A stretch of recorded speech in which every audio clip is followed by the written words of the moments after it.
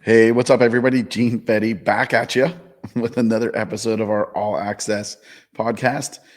This is number 29. Can't believe we're knocking on 30 already. These weeks seem to be just absolutely ticking by. I forgot to put my phone on Do Not Disturb. Let's try that again. Welcome back. I thought that I was tired last week when we did the little behind the scenes from getting set up. Now I'm officially exhausted.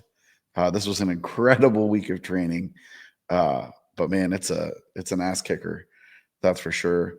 So I'm going to go through sort of how the class went, some of the highlights, some of the stuff that really surprised us, and before we finish that, we're going to talk about this big mamba jamba, the JVF monster ginormous glue gun that I have to say Jonathan was right about. That thing is insane. So before we dive in, man, I just don't understand people. I think last week talked about we're losing Dylan, and we are. This is her last official week. We're hoping to shoot a podcast, number 30, one final show with Dylan, with an outro. I told her I was going to make her cry on this show, but I don't want to do that. I like her too much. Anyways, new Dylan was supposed to start tomorrow. This is Sunday, whatever this is, the 30th. And new Dylan, who shall remain nameless on this episode, was supposed to start tomorrow. So I sent him a text on Friday because when we left it, like, offer was accepted, everything was good. See you on the 31st. Said, hey, we're really excited for you to start on Monday. And then I get a reply back. Me and John were actually sitting at the cigar bar. He wasn't having a cigar, but I was just relaxing, unwinding from the long week of training. And new Dylan texts back like, hey, did you mean that? Send that to me? Like, yeah. Are you not planning on starting Monday? Nothing. Ghost town. Wait a little bit longer. I'm like, you know what? Screw it. That's a weird response. I'm going to give him a call. Call rings a few times. I'm certain I got the send to voicemail button. Boom. Hey, new Dylan. What's up, man? Like, your reply back's a little cryptic. What's going on? Give me a call or shoot me a text. Ghost town. Nothing. So, right? Start figuring the inevitable, I suppose. And Saturday morning, Saturday, that was Friday evening. Saturday morning, still chewing on me that, like, can't even get a response back from this dude. And I'm like, all right, I'm going to shoot him a text and be like, hey, did I miss? Clearly, I missed something from you. Did I miss a communication? Something? Send it. Guess what? Ghost town. Nothing. I don't know. Half an hour later, he calls, and he's like, "Hey, I sent you a voicemail. I got some stuff going on, and I just can't. I just can't make this move right now, and it's family related. And honestly, if it's family related and there's some huge family issue, take care of family first, for sure." But all I got was like, I left you a voicemail. No, I'm pretty anal about my voicemails, right? I've been running my business for years. I don't generally miss much there. We have a CRM system that logs all inbound calls and all voicemails, right? That nobody deletes. And right, we still have our company cell phone, mainline phone that also has voicemail, and there are no voicemails anywhere. And listen, like, if the dude is having issues, go take care of your issues. I get it. But have the decency to make sure somebody gets your message if you're leaving a message. Like, I just can't, I just don't understand people today that won't like just step up and take some responsibility, or shoot me a text, or shoot me an email, or message me on Indeed, or call Shannon and leave a message with Shannon, or any of the social channels on any of the businesses. Like, really easy dude to get a hold of. I don't think I'm an intimidating guy, but like, to find out less than 48 hours from when you're supposed to start your new gig, then you're out. Like, I just can't wrap my head around what kind of person would do. Like, it just, man, end of rant. But seriously, what the truck? Like, I'm trying to keep this PG-13, but like, man, it just burns my ass. So now I'm going to be without a new Dylan, and back to the drawing board. I guess the good news is we did have a bunch of applicants, but man, like, I sort of put that to bed and thought we were there. Anyways, maybe we can talk Dylan into staying. Dylan, if you're watching this, just stay. It's good here. We had fun. It's a good place to work. Or maybe you guys can reach out to Dylan or DM the socials. She watches them all week. Tell her not to leave. Tell her to stay. Dylan, we don't want you to go. Anyways, just playing. She's got a new gig. It's going to be a great gig for her. I really am super excited for her to get that. Anyways, that's it. That's enough. I just wanted to get that off my chest. And we'll see who we find moving forward, what media looks like here moving forward. But it's not the first little bump in the road we've had to get over in the last year, and it's certainly probably not going to be the last. But here, with my water, here is to figuring it out and DBAP. Right, we're just going to push through and power through. All right.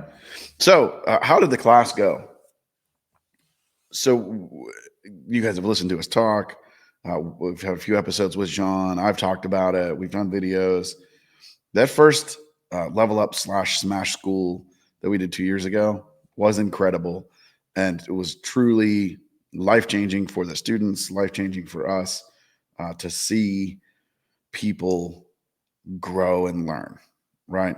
But admittedly, the last time it was a smaller class. We weren't quite sure how to market it.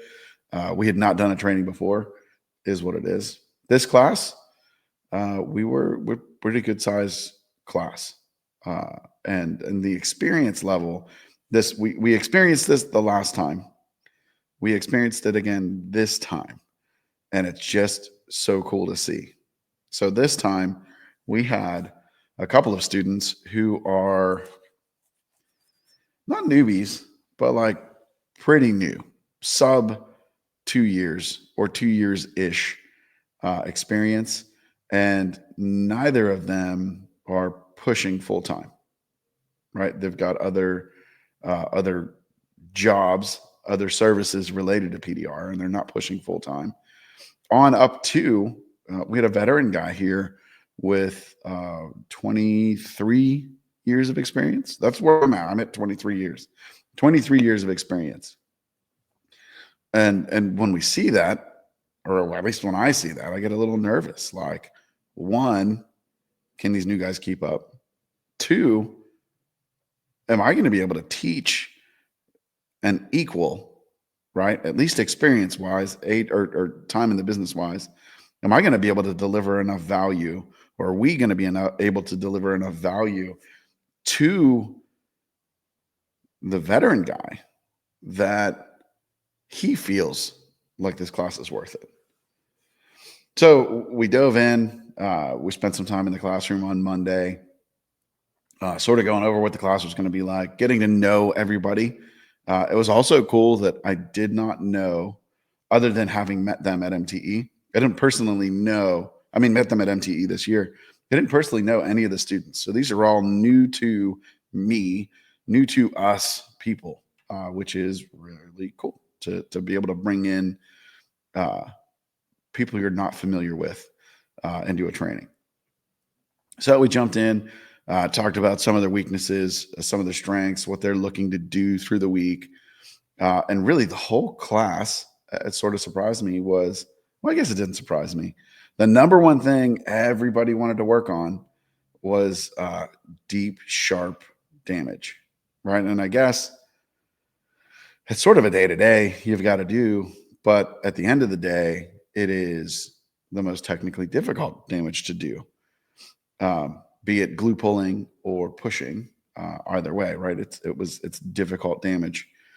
In fact, I think you can probably head over to the Auto Appearance page. The socials falling on the bottom at Auto Appearance Institute across the board, and you can probably see some of the damage that was put in that these guys got to work on. Part of the beauty of the class is after we got through that, and we went out and we got a little long-winded. I don't know if you know this about me, but I can talk a lot. I think Jean was like elbowing me, "Hey, dude, come on, we got to go." But I wanted to get my information out. Anyways, we went out to the shop, and I talked long enough that I didn't have to do the nasty rail dent demo. Sort of threw Jean under the bus, and he got to do the first glue pull demo on the rail. But walked through being able to use technology. Old school shout out to Keith and Shane from attending some of the advanced skill seminars. Also, that's coming up in October. Check that out. But anyways, seeing how they use the cameras and the TVs and getting that really over the shoulder technician shot, we were able to really dive in and show the nuances that in this case Jean was doing on like exactly where he's knocking down, exactly how he's pulling up, exactly how far he's pulling, tab placement. We were able to show exactly what was going on. Now, when we went out, the good news is everybody, I guess we knew the new guys would be, but everybody was afraid or scared by the dents that we'd put in the rails to teach with. Essentially, right, if you want to picture it, R4 tip, cherry cap, knockdown, and probably like 4 good strikes. These dents were on the Kia, every bit of 4 inches tall, I think is right where we priced it. So 4 inches deep, all glue pull with that gnarly little cherry cap pit down in the bottom. Like it was ugly, ugly stuff. A couple of the guys, the one guy, he was like, I just stay away from rails. I'm not comfortable with them. And we threw him right to the wolves. Another guy was like, I don't know if I can do this. I don't know. I've never gone anything this sharp. I would pass on this all day. By the end of the week, everybody was able to repair those dents to a really high level. Like some of the guys were glassing them out. I mean, like glass, full retail, full body shop, perfect. Everybody, even one of the new guys was struggling. Like on day one, and honestly, I thought he was gonna tap out. Thought he was going to be like, man, I'm in over my head. Even in talking to him while we're sort of coaching him along, he's like, I don't know if I'm ready for this. I may have bit off more than I can chew, and which I felt. I stepped up to the challenge. Like I love figuring out how to help someone figure out what is going on. We worked through with him. His last dent of the week was a pretty sharp, maybe not quite as deep as that R4 shot, but a sharp shot through the body line on a rail. And he got that to, I'm going to call it every bit of 90 to 95%. And this was a dude who admittedly at the beginning of the week was like, I stay away from rails. I don't even do these. Incredible to watch that growth. From there, we moved into pushing some really sharp dents. So even sharper than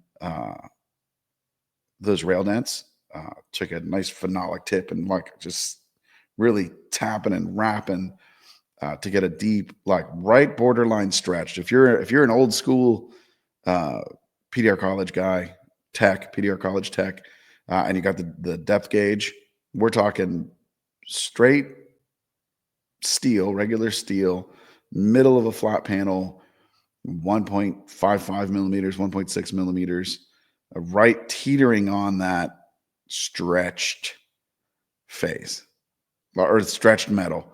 Like if you make bad pushes, you are in trouble. If you make good pushes, you might get lucky and get this thing flat. We did both get to demo this. It's also our favorite dent. Nobody was quite as confident this time in class, but at the original class, this is the dent that we demoed. And really, if you follow perfect procedures and don't miss, right? If you hit the center of the dent and just use good metal theory, good PDR theory, it's a difficult dent to fix, but it's not a hard dent to fix. Like follow the steps and it fixes good. Not easy, but good. Last class, all the students were like, we got this. They watched the demo. We walked through the theory. They're like, how hard can this be? And then for like the next 3 hours, they all proceeded to eat crow and could not, no matter how hard they tried, get those dents up on the first try, right? Or on the first dent. We ended up a few dents in before they were putting out good high quality stuff. This one, nobody was feeling cocky coming into these dents. And maybe they heard that story and we scared them a little bit. But they came in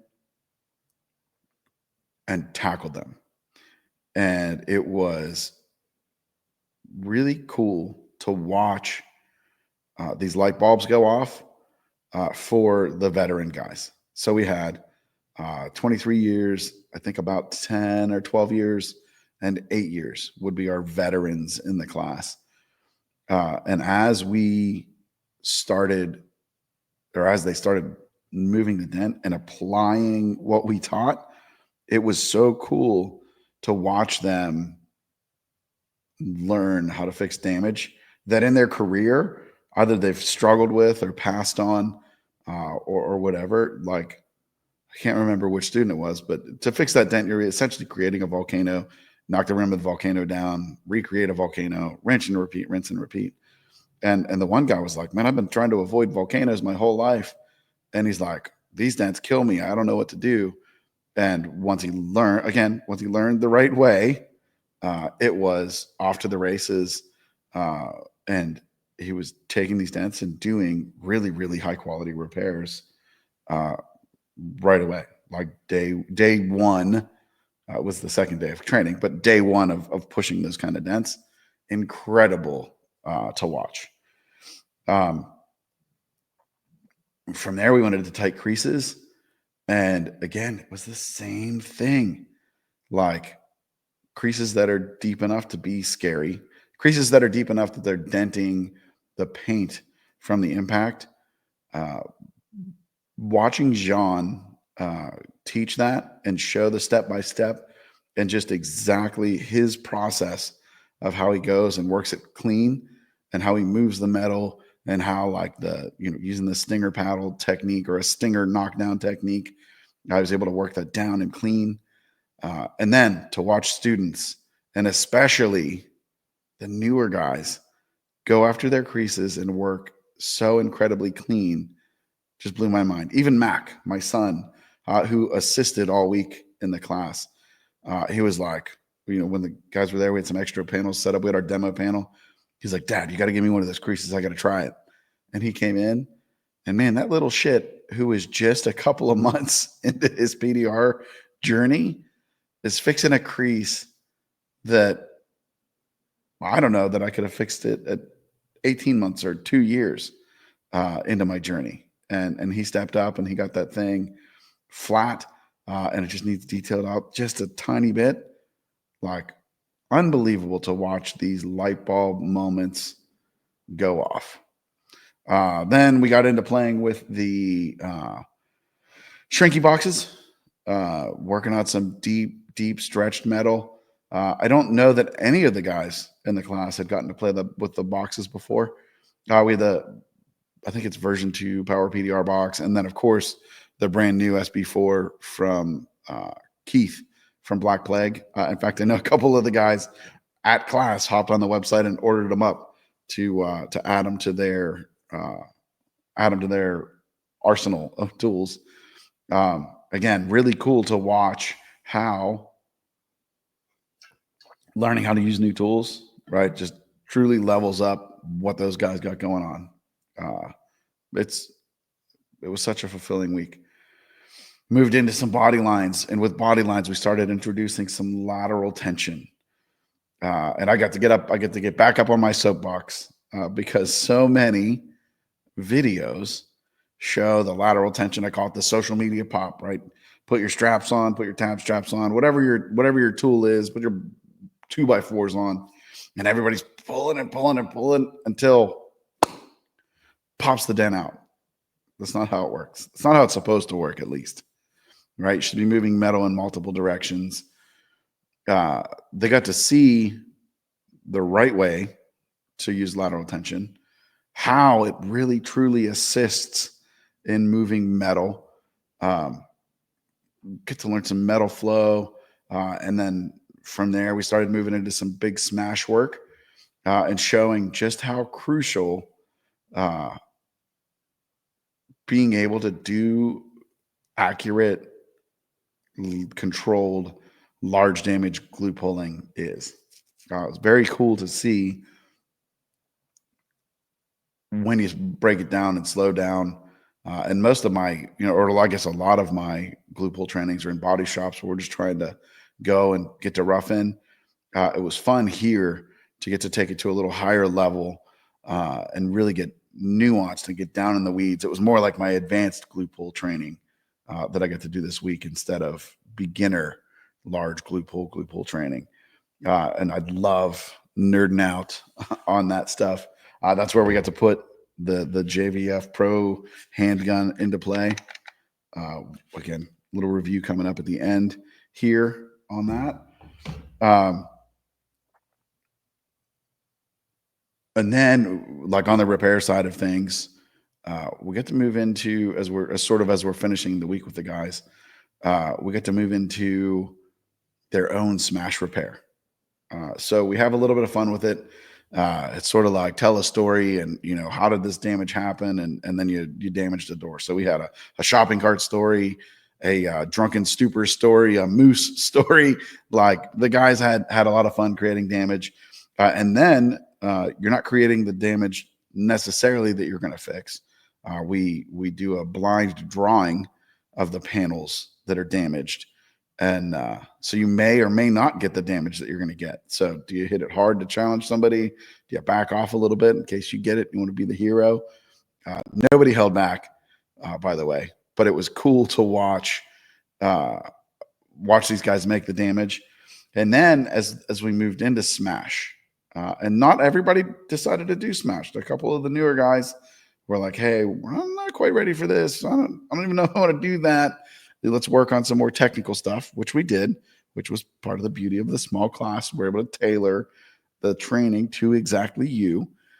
But the Smash guys, they all got challenged to take their time on it, right? Even going back to Advanced Skills Seminar, man, I can't remember if it was like 16 or 17.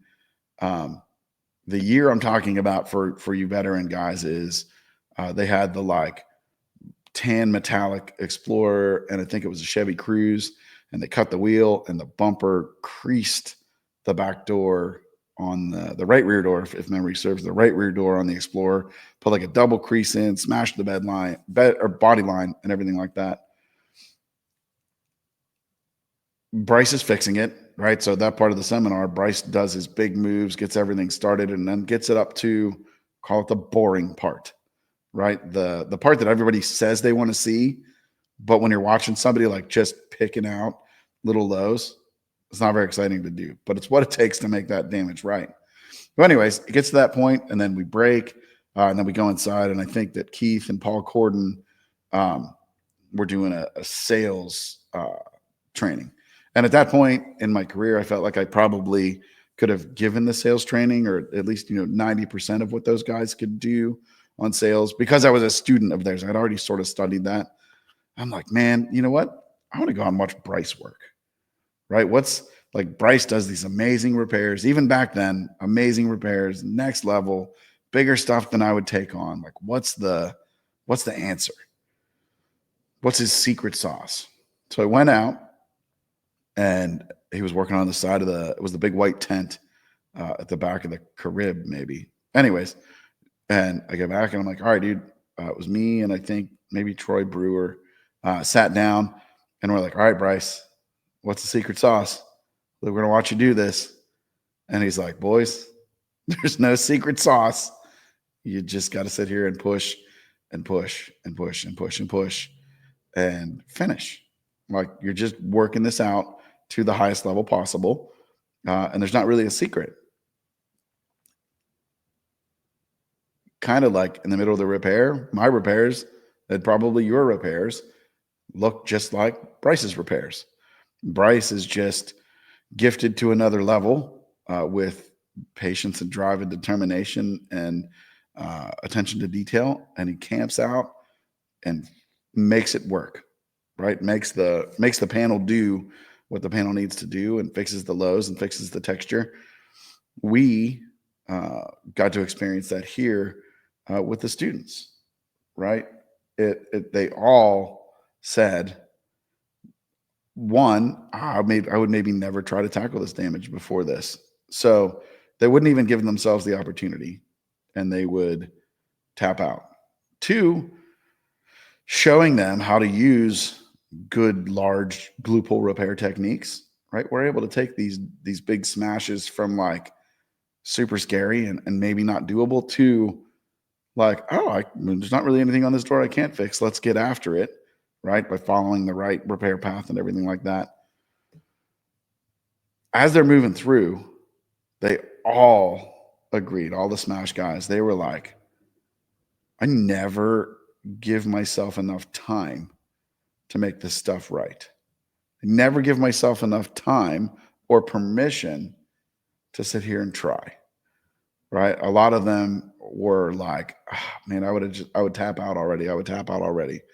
But we left them, the better part of Friday and half of Thursday. So let's call it 10 hours to spend on these doors of real push time with us being there to coach and walk them through and show them what they're doing. They all, like the big giant light bulb was, they all figured it out.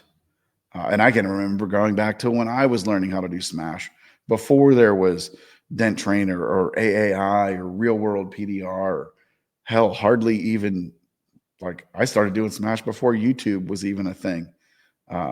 Maybe you would see some sort of video on Dording.com. Like a Sal Contreras was doing some bigger stuff, or Marty Runick was trying to tell us to use lateral tension and nobody would. Like, we just figured it out over years and years and years of chasing the craft. It was really cool to watch these guys come together collectively as a group outside of their comfort zone and sit down and put the time in. And I know, right, and sort of like giving them a little exit interview, like wrap up at the end of the week, we know that they all were able to push themselves beyond what they thought they were capable of, because they had good instruction. Pat myself on the back, just kidding. But because they had coaching, they had somebody there or people there to help push them. And we gave them the permission to camp and figure it out. And honestly, you're here to learn. What the hell else are you going to do? You're not going to quit. You've got to go after this stuff and get it. And then, of course, the some of my favorite stuff to talk about, the guys who were, now we had a mix of wholesale, in-house techs, business owner, like, again, a great spread across the room or throughout the room. We got to sit down and talk sales and marketing, which is like that excites me as much as anything in business, is like, how do we market it? How do we get people in the door, and how do we sell it? I think it was supposed to go for 2 hours, and we ended up going for 4. And we were all like the small room, the great conversation, the questions. Man, it was just a freaking blast. Like, such a good week. Several of the guys in the class, sort of when we were wrapping up, talked about just how much this class feels like a fast forward to them. Or even like the 23-year-old guy or 23-year guy. He was like, I wish this stuff was here 10 years ago. Imagine where I could be if I would have done this 10 years ago. And I had the same, really the same reactions when PDR College started coming out, when Advanced Skills started coming out, when I signed up and coached with Keith. Right? It was a purchase to fast forward my knowledge, my skill set, and my career. I mean, just unbelievable. What an unbelievably humbling week, fulfilling week. It was an ass kicker. Like it took it out of us. Me and John, he crashed at my place, but we would go back home and like eat dinner. And then we were like, oh, we're done. And you just had to be sort of in veg out mode to even get through. Like, we left it all on the table, and the guys picked it all up. The students were all over it. If any of the students are listening to this, drop a comment somewhere. And we're so grateful for you guys. And it really, truly was amazing to watch all of the growth that happened here, right here in the shop, in this room, and right there on that shop. Man, stay hungry, guys. Keep an eye out. We've got a lot of good footage. We'll be sharing some of the stuff that went on there. If this sounds like something that you might be interested in, I've got to update the page, but we will have a waiting list for the next training. Looks like it's going to be in just under a year is when we will do it. But keep an eye out. The level up training, man, just a proven concept that just unbelievable. Loved it. Thank you guys so much for coming and allowing us to drop a little bit of knowledge on you, and you guys for putting in the work to make it happen. So freaking cool. Anyways, man, the class was awesome. Like, I'm pretty stoked. It was a celebratory weekend. It was great. So last week, I think in the podcast, showed you the K Power Junior. I think that's what it's called. Awesome little tool, and the remachined feet for those. One, I like them way better. They fit into things. They even fit into. We did some lateral tension with the Black Plague edge straps, grabbing onto the edge of the panel on both sides, and that adapter. And then there's a tension K Power adapter. And instead of trying to finagle something, there's new feet slide right into there and lock in. It just helps expand the entire Kiko system. I love everything in Kiko, or so much of everything in Kiko is a system-based tool set. You're able to come in and put it all together. Hats off, Team Kiko. You guys continue to kill it with innovation and great tools. Speaking of great tools, the other tool was the new Bad Mamby Jamby Pro Glue Gun from Jonathan at JVF Tools, straight out of Belgium. This was not a gift. Bought this 100% with my own dollars, especially for showing off in class. This thing, wow. So I think Jonathan said 5 sticks. You have to cut the sticks up. It's definitely going to be time to switch to pellet glue for me. We got to cut the sticks up. I think we ended up, I thought, comfortably getting 6 sticks of glue in here. If you look at the side, it's got a max fill level. Well, in my infinite wisdom, I was picturing that a little bit higher up here and overfilled it a little bit. was going to open it up and show you, but I actually have it glued shut because I put too much glue in. So when you go, right, when the gun sits this way, you can't lay it down on its sides.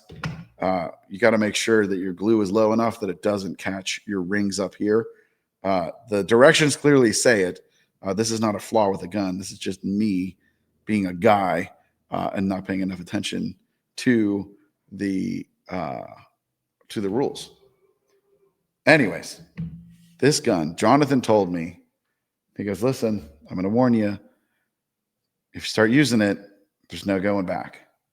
And I was like, all right, Jonathan makes good stuff, but like, how good can it be? Because those Tech 812s or 810s, the like $110 plug-in collision guns from Anson, amazing guns, right? Like they heat up fast, they recover fast, they flow out a ton of glue. I thought I had reached like the mecca of plug-in guns with those, and they're amazing.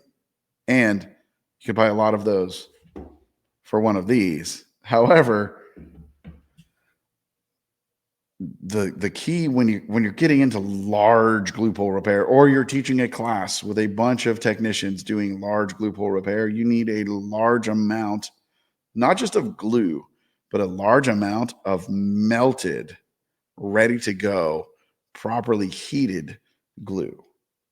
This gun, because it doesn't, so your typical gun melts part of the stick, and so like the Eliminant guns, the small trifectas, the Stuckies, like the cordless, call them hail guns, are only going to melt a couple inches of glue.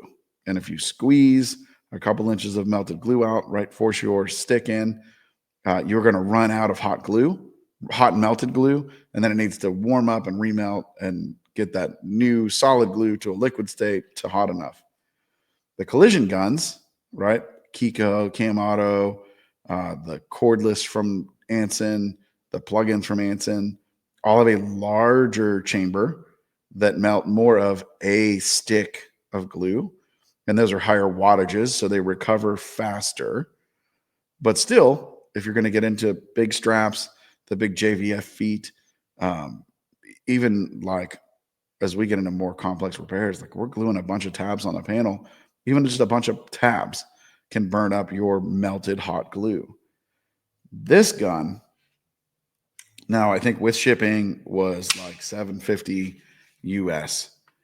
This gun, because it melts, it doesn't just heat a little bit. This cylinder in here looks like, call it like about the diameter of the small energy drink cans, like a small Red Bull can, and not quite as tall, maybe as tall inside, like small Red Bull size. This is a chamber of melted glue. So it will take that 5 or 6 sticks, 5.5 sticks, whatever it is. It will take it and it melts the entire thing. And now, instead of a small amount of glue, you've got 5 or 6 sticks worth of melted glue. And the trigger, I'm not quite sure how it works. I understand how a regular glue gun works, but I haven't taken this apart. It must like pressurize the pot, I suppose, and shoots the glue out. Man, like I couldn't run out of glue. Even running around the room, filling up, 3 or 4 different lateral tension setups at the same time and some big tabs. Like I've never put that much hot glue out at one time in my life. It's a go-to. Like that thing. If you're serious about large damage glue pull and you're getting into these large straps, these large tabs, multiple tabs, I think, right, like this is going to become a must-have. And really, even for wattage, like this is a 500 watt plus or minus gun. So the plug-in Ansons are 250. So 2 of those equals the same power as this one gun. And the 2 of those do not equal anywhere near this amount of glue.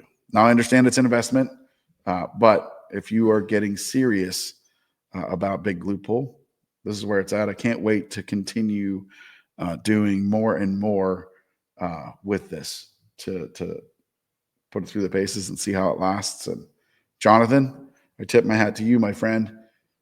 Not that I expected anything less. Killer, absolutely killer product you come up with here. We're dealing with hot glue. It's freaking hot, really hot. I recommend, as we're getting into this bigger, scarier amounts of glue on bigger tabs, over the last year or so, I've started wearing gloves. And I was never a glove guy before that. But when I'm getting into this, get after it. I've been liking they're like a cotton, heavy duty. They call them barbecue gloves. You go on Amazon, you get a 24 pack for, $15 or something. And then I'm putting a nitrile glove or a latex glove over top of that to keep the cotton from getting all nasty. On here, right? And it's a commercial. This is maybe not even commercial, probably more like industrial gun. This nose nozzle is hot. Don't touch it without a glove. The heating chamber, the whole tube on the back of the gun, when this thing is plugged in, is hot. You will burn yourself. Wear gloves around this thing. Take some extra precaution. Certainly, you can burn yourself on any hot glue, but like we're talking about some gnarlier temperatures, some higher heavy duty stuff. On the bottom, this little magnet is super helpful.